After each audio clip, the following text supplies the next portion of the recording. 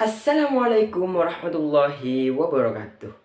Nah, pada pagi hari ini, perkenalkan nama saya Syaur Rafiki, delegasi dari kelas 12 SMA IPS Nashatul Tulab. Nah, pada kali hari ini, di sini saya akan membedah soal-soal geografi dengan bimbingan sang guru yaitu Bu Dwi Suhartini. Tanpa berlama-lama, langsung saja kita ke videonya. Check it out. Alhamdulillah, pada kesempatan kali ini di sini saya akan membedah soal-soal geografi. Nah, untuk soal yang pertama yaitu soal senam PTN tahun 2012. Soal: alasan energi matahari berpotensi dikembangkan sebagai sumber energi alternatif di Indonesia adalah A. Selalu panas setiap hari. B. Angin muson dari arah barat. C. Banyak terjadi hujan konveksi. D. Angin pesat tenggara lembat. E. Banyak terjadi hujan orografis. Nah, tidak ada hubungan antara jawaban B, C, D, E dengan soal yang dimaksud di atas. Kenapa? Karena B tidak berhubungan. B, C, D, E tidak berhubungan dan tidak ada kaitannya dengan soal yang di atas. Maka jawaban yang tepat adalah A. Kenapa A? Karena Indonesia berada di iklim tropis, yaitu iklim yang memiliki dua musim saja, musim panas dan musim dingin, musim panas dan musim penghujan.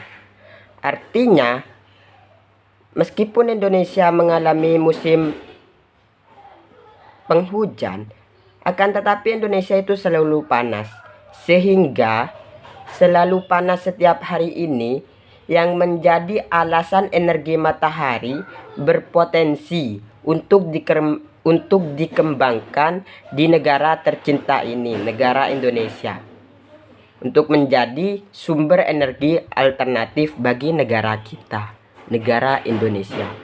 Yaitu jawabannya A, selalu panas setiap hari. Lanjut ke soal yang kedua, yaitu, nah, coba kita perhatikan gambar ini. Ini adalah peta negara kita, negara Indonesia tercinta. Nah, ini termasuk soal standar SBMPTN. Perhatikan petanya. Ini adalah Pulau Kalimantan. Ini adalah Pulau Jawa. Ini Pulau Papua. Dan ini Pulau Sumatera. Kita tahu bahwa ini Pulau Sumatera dan tanda X di sini. Nah, ini tanda X adalah Provinsi Sumatera.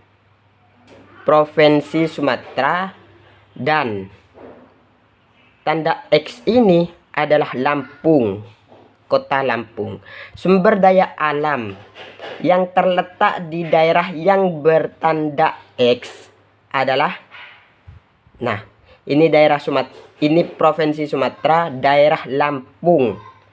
Maka nikel tidak mungkin, emas tidak mungkin, tembaga tidak mungkin, timah tidak mungkin.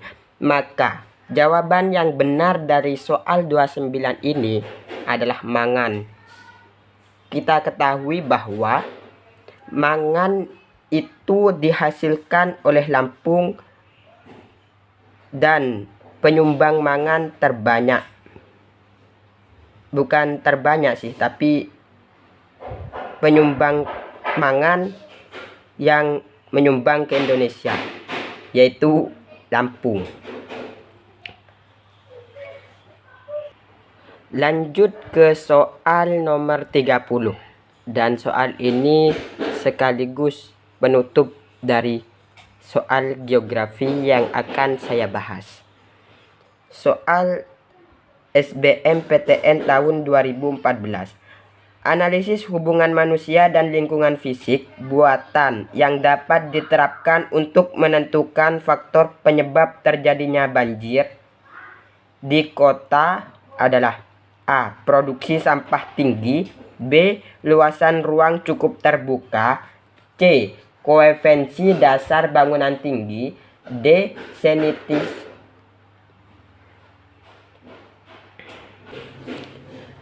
C. Koefisien dasar bangunan tinggi, D.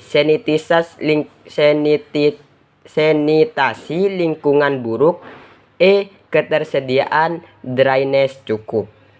Nah, coba kita analisis hubungan manusia dan lingkungan fisik buatan yang dapat diterapkan untuk menentukan penyebab terjadinya banjir. Nah, ini faktor penyebab terjadinya banjir di kota. Nah, kalau kita perhatikan di A, faktor produksi sampah tinggi memang benar, tapi bukan termasuk faktor penyebab terjadinya banjir. Salah berarti. Luasan ruang terbuka cukup memang benar, tapi bukan termasuk faktor penyebab terjadinya banjir. Kita lihat ke C. Koefisien dasar bangunan tinggi. Nah, ini jawaban yang benar. Kenapa? Koefisien dasar bangunan tinggi.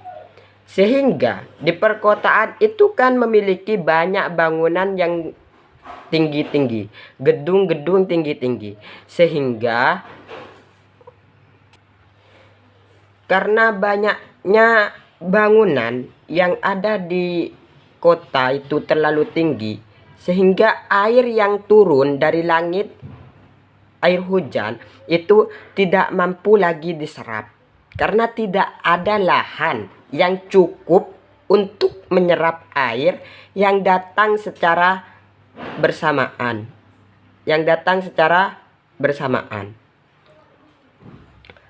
Maka jawaban yang tepat adalah E.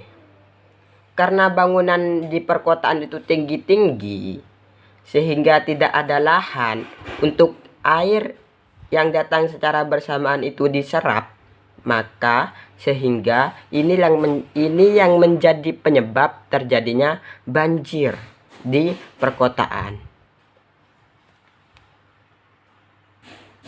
Nah, jadi cukup sekian pembahasan soal geografi yang saya bahas. Apabila ada kesalahan, assalamualaikum warahmatullahi wabarakatuh.